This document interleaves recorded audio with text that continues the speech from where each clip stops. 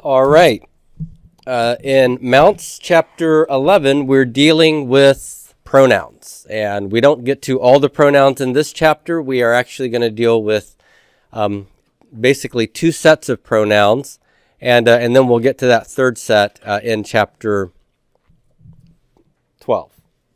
So let's first of all just remind ourselves, I think we went through this some weeks ago, but let's remind ourselves about the matter of person, because we're dealing here with the personal pronouns that are first and second person. And I've got a little chart over here, and we have first, second, and third person laid out here, and most languages of the world have a very hard dichotomy between their first and second person pronouns. First person pronouns are those pronouns that refer to the speaker. Second person pronouns are those that refer to the addressee.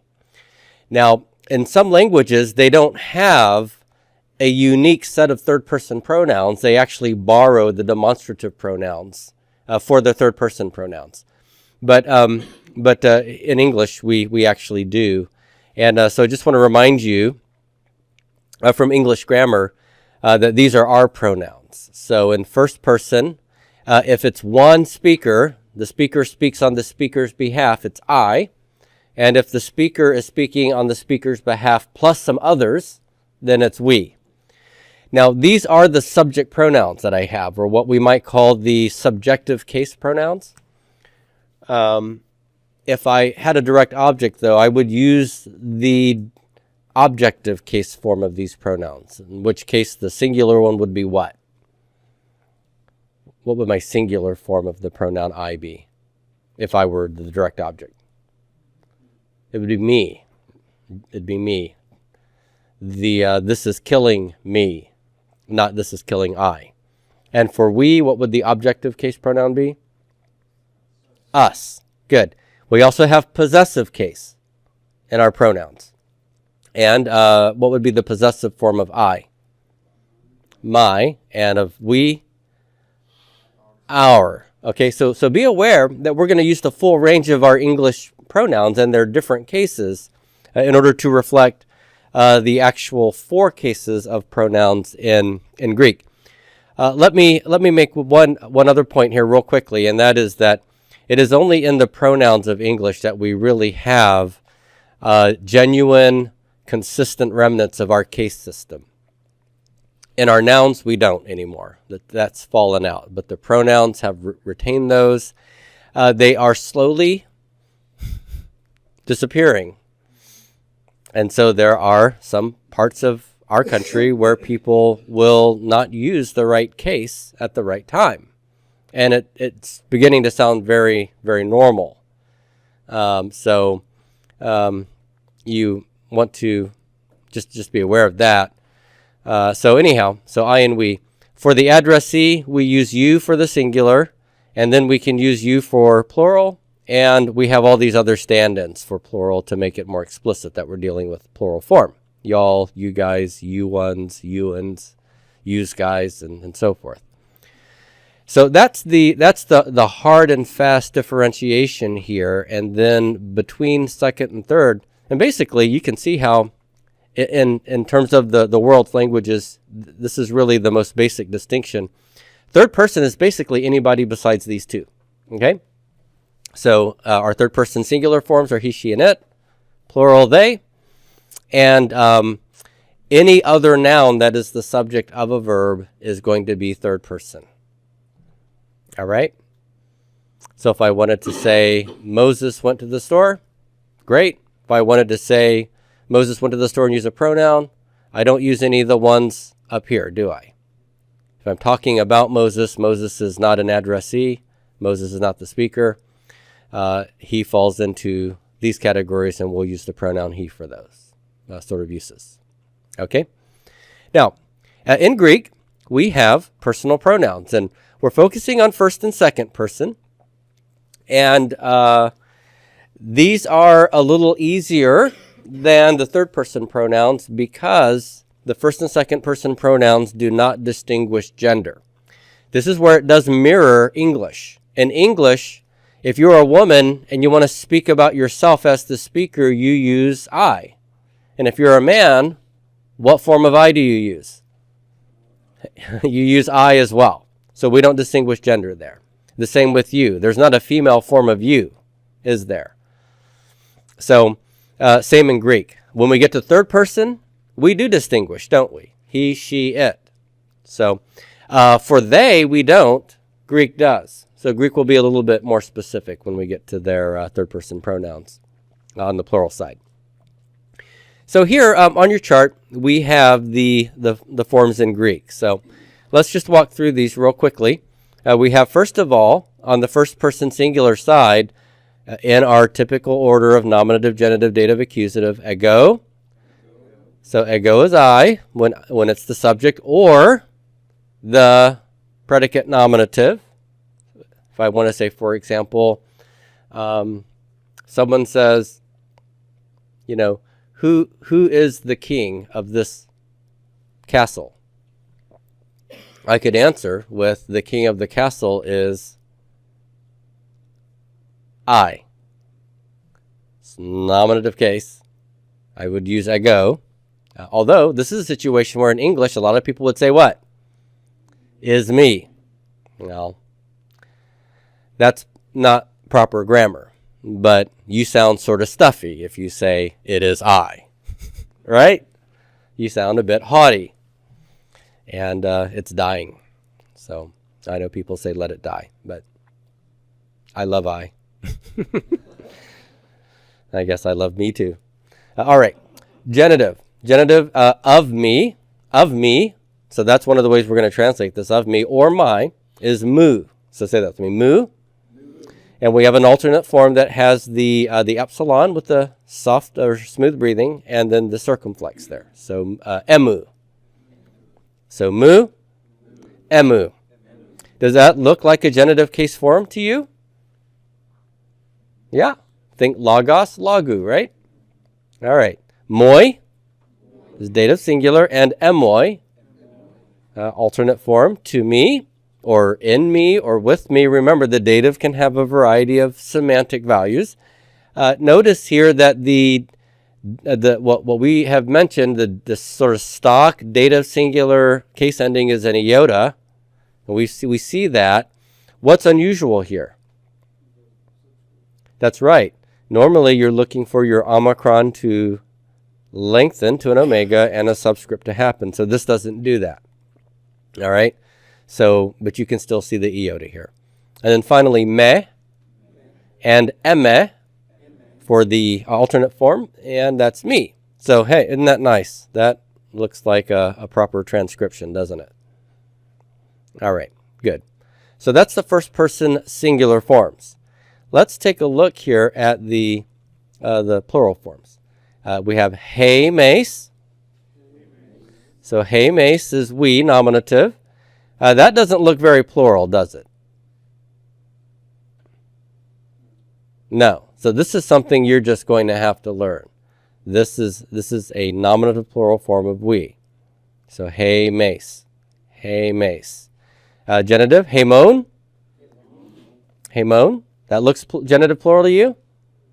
Yes? Okay, so this is we, hey mace, so of we, which is of us. Okay?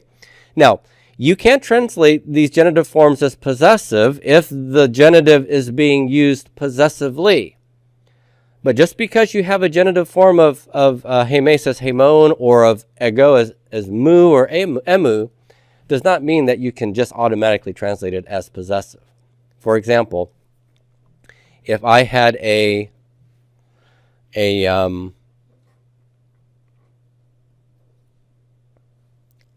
preposition like apa, okay, and I wanted to add emu over here, okay, my omicron would fall out. I get that apostrophe, and I'd have emu. How would you translate that? So apa is from emu, me. That's it. That's it. From me. Okay? So here, neither of these translation glosses work very well, do they? You can't say from my. Okay. Remember, when you have a preposition, all of the keywords that Mounce gives you fly right out the window. And you just translate the preposition and then whatever form of the pronoun is appropriate to that preposition. Well, then usually your prepositions are going to yield one of the accusative case meanings. So from me, from you, from us, right? Yeah, so in a case like that, you would have to put ap, oiku, and then emu, right? So there, oikos becomes genitive because of a pa, and then emu is genitive because it's the possessor of oiku. So from the house of me, which would be there it would be from my house. Absolutely. All right, good. So let's keep moving down here. So I have the dative plural of the first person. Hey men, say that with me. Hey men. So to us or with us, and hey mas is just the accusative case, us. So does that look very dative pluralish to you? No, not really, right? So that doesn't look very dative plural to us. So this you're going to have to learn these forms here. And hey mas, that does have some semblance of the accusative plural for third declension, doesn't it? So that might help you as well. So it's the nominative and the dative forms that look a bit unusual there. Okay, now let's go back to the second person forms. And over here, we have Sue. Everybody, so let's say that Sue. So that's nominative for you, one you, any gender you.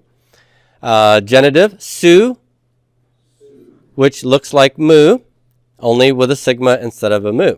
All right? And then the alternate form, Sue. Yeah, go ahead and say it, Sue. Okay, and it's got the circumflex here. So these are both diphthongs, and they're pronounced the same way. Okay? So Sue and Sue. So of you, your. Soy. And soy. So that's your alternate form, to you. And then say and say. And this is the accusative case, so you. The plural forms, humes. So this is just like hey mace, except for the you. So if it helps you, remember, if you have a you, it means you. Okay? So humes, you, plural, and that's nominative. Humon, so of you. Humin, to you. Humas, direct object you. Notice it's exactly the same as the eta forms, okay, in every way except for the first vowel. And it's rough breathing. Hey and who. All right. Now, just a quick word about how Mounce asks you to parse these things.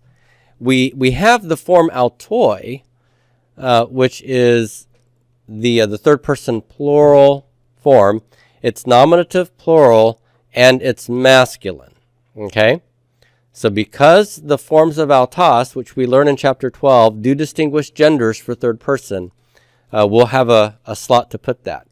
When we come to these first and second person pronouns, in the place where you would have put the genders, since these are ungendered pronouns, he asks you to write first or second for the person. Okay? So I think that's wise, just as a reminder. So we will do that when we do our parsing. Okay? So hey mace. Okay, so we know that's nominative plural, and because of the eta, it's first person rather than second person. All right. So any questions about the forms of the pronouns here? We're going to see them in action in your translation work and whatnot, but I just want to make sure that we know what the forms will look like. And you should be able, if you know the forms, to parse them properly here. Yes? Is the lexical form for all of those ergo? Yes, that's a good question. So what I personally prefer, because the forms, so to go back, on the left side, we're dealing with all first-person forms, right? There are some people that might think that if I had hey mace like this, that my lexical form should be ego.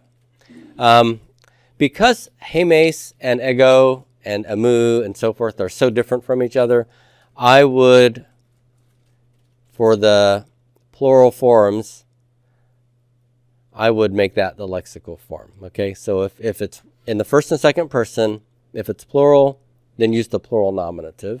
If it's singular, use the singular nominative form. So thank you. Appreciate that. Any other questions about that or anything else? All right. It's weird. He uses his. He says he prefers just do ergo, unless your teacher, talk to your teacher and see what they want. And then, well, I did that in the homework, and all the answers in the homework, I was wrong. He used the singular nominatives And the plural nominatives, yeah. Well, isn't that funny? Yeah. Yeah. And it makes sense, to me. All right. Don't know that I really have much more that I feel compelled to say about the pronouns here. We've talked about how to parse them. I will say that when you have a verb, and as you've learned, the verbs have embedded within them endings that mark the subject. So you don't technically need a subject pronoun to know who the subject is. But there will be times that you see a subject pronoun. And the subject pronoun, when it's used in a situation where it's unnecessary because it's redundant, does mean that the writer wants to draw your attention to the subject for some reason or another. You'll commonly find it in situations where you've got some kind of contrastive focal point. So if I want to say something like, I baptize you with water, but he will baptize you with the Holy Spirit, you might see the pronouns used there. Ego versus autos. All right? So sometimes then that reason for the pronoun is not, it's contrastive, but it's not like emphasis with a capital E. So like some people get the idea that if the pronoun's used, you kind of have to shout it when you're translating it. Sometimes it's a simple contrast or a small contrast, and at other times it's quite, it can be quite strong. So, and that's really going to be contextually determined. All right? Would it ever be translated something like if you see the pronoun, would it be like I myself? Or is there a different? Well, there is a way to say I myself using an intensive pronoun. Yeah.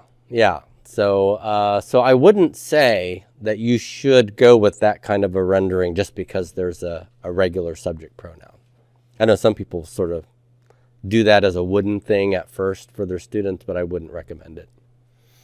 Yep. Okay, great.